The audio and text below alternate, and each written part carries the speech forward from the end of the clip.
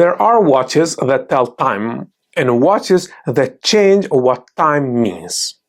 In 1972, while the world was wobbling with economic anxiety, cultural revolt, and a future that felt increasingly unstable, Audemars Piguet did something that on paper looked almost irrational. They made a steel watch, finished like jewelry, priced like a declaration. Not a compromise, not a starter luxury, a steel watch that dared to sit at the same table as gold. And then they gave it a name that sounds like a code word, Royal Oak. Today that name doesn't just describe a watch, it describes an entire ecosystem. Power, taste, money, celebrity, and status all wrapped around the wrist.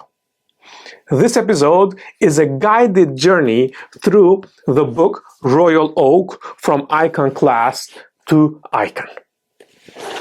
This is published by Assouline for the 15th anniversary of the Royal Oak, and it is written by journalist Bill Prince.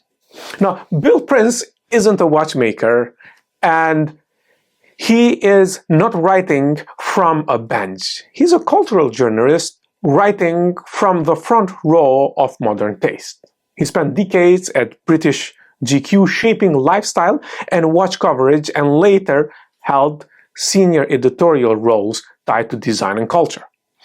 Why that matters is because this book isn't just reference numbers and movements. It is written like an argument that the Royal Oak didn't rise in vacuum. It rose through art, architecture, fashion, music, and culture, mirroring the way status itself evolved over the last half century. This is a visually heavy book. It has 292 pages and about 400 illustrations, very much designed as an artifact of the Royal Oak universe. The book's core premise, right in the title, is that the Royal Oak began as an iconoclast, a disruptor, a heretic, an insult to certain expectations. And that's not just marketing poetry. When the Royal Oak appeared in 1972, it arrived as a provocation. A luxury watch in stainless steel, with a boldly industrial architectural language and a finishing standard that treated steel with the respect normally reserved for precious metals. The book emphasizes that this wasn't merely a new model, it was a new social contract. A signal that luxury could be modern, engineered, even slightly aggressive, and still be high. Think about the political dimension of that. Luxury used to be about inheritance, family, precious metals, old money cues, traditional codes, but steel is modern, steel is industry, steel is the city. Steel is the machine age, industrial age, and steel is what nations built with. So when the Royal Oak elevates steel, it's not only changing watchmaking, it's quietly changing who gets to look powerful and what power is allowed to look like. But you cannot talk about Royal Oak, of course, without mentioning design, because this is one of those rare watches where design becomes ideology. The Royal Oak didn't try to be delicate. It came in with an almost confrontational clarity, sharp lines, exposed hardware, energy, and a silhouette that reads like a piece of architecture you can wear. The Royal Oak has long been tied to designer Gérald Genta and the diving helmet inspiration story, one of Genta's most iconic watches ever designed. Audemars Piguet's own historical work explores that origin story. Personally, I love that tension because it's political in its own way, where power always needs a creation story. Empires have founding myths, nations have founding myths, and luxury icons have founding myths too. The Royal Oak's myth is it was drawn fast, it was different, it shouldn't have worked, and then voila, it changed everything.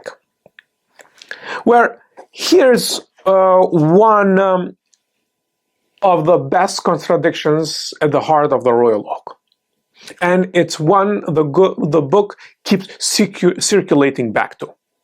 The exterior is tough, industrial armored, but inside is refinement, its thinness, its precision, its elegance.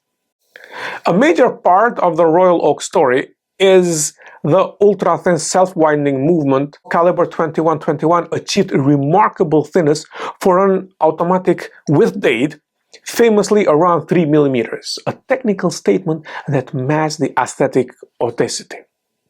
So, the royal oak is doing two things at once. It's advertising strength while providing finesse.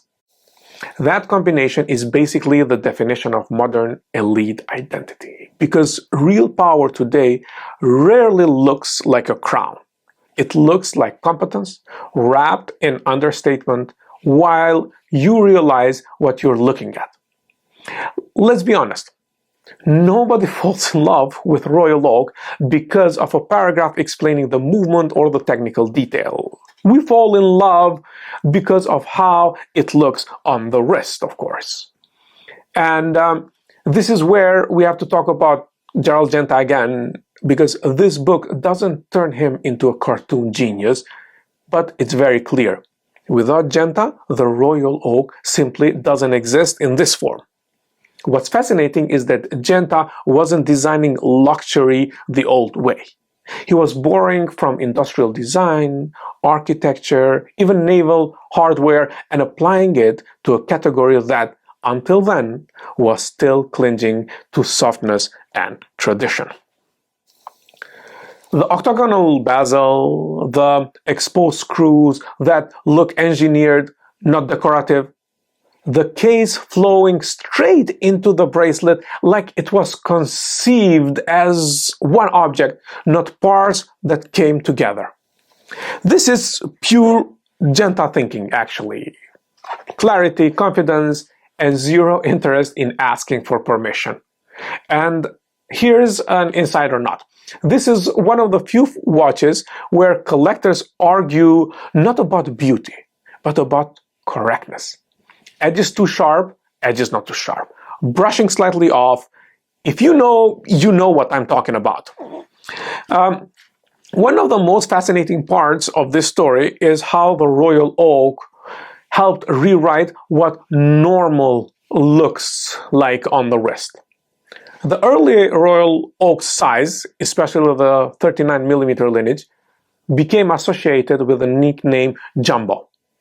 Audemars Piguet even traces how that name attached itself to the watch and its descendants as oversized standards shifted. And here's the thing. Proportion is never just proportion, it is cultural. A larger watch isn't only more legible. It's a social sign, presence, visibility, modernity, sometimes even dominance. We've seen that same shift across politics too. Leaders and public figures adopting their visual language for the camera age. The royal oak sits right in that world. It photographs well, it reads instantly, and becomes part of the uniform. Now, here's where the book gets really interesting, because it treats the royal oak like a cultural passport. Audemars Piguet frames the book as a journey across 6 decades of art, architecture, fashion, music, and culture running parallel to the royal oak's evolution. Now, that's a big claim, but it's also a smart lens, because in architecture we move toward modernism and statement materials. Steel, glass, concrete. Whereas in fashion, we watched luxury loosen its tie to tradition and embrace edge, street influence, celebrity, gravity, basically. In music and culture, we watched authority shift from institutions to tastemakers, artists, athletes, entrepreneurs.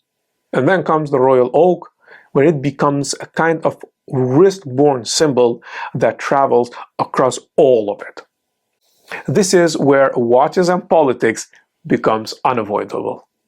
Because once a watch becomes globally legible, it becomes a tool of soft power. Not soft power like treaties and summits, soft power like taste.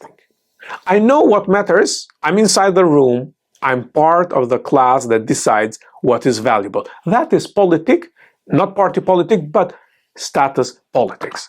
And that is what Royal Oak does, and this book portrays it very well.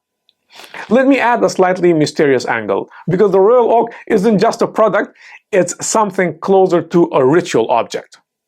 Think about it. A watch is a tiny machine that doesn't need to exist anymore in the way it once did. Your phone is more accurate than any watch. Satellites are more accurate. The world is synchronized by networks and atomic standards. And yet, the Royal Oak becomes more desirable precisely as the need for it disappears. That's the real magic trick. It's not selling timekeeping, it is selling belonging. And the book, through its images, its cultural references, and archival touch, quietly shows how that belonging is manufactured. Through narrative, through aesthetics, through association, through testimony, through the careful construction of legacy. Here's the essence of why this book works. Royal Oak helped steel stand up and say, I don't need to pretend to be gold. There's something almost democratic about that, and also something brutally elitist.